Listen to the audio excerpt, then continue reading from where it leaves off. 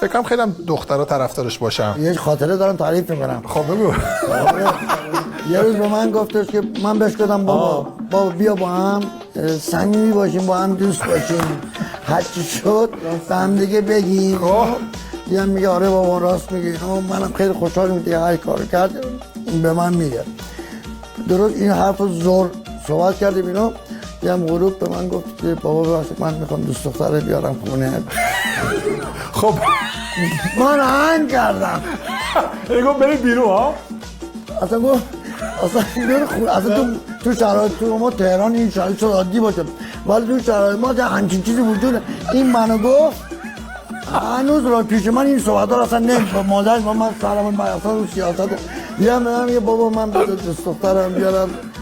نه گفتم من دیگه نمیدونم بیرون اگه میشه فضا رو برای یه دختر پسر راحت بذارید بخوام صحبت کنیم. واقعا صحبت می‌خواستیم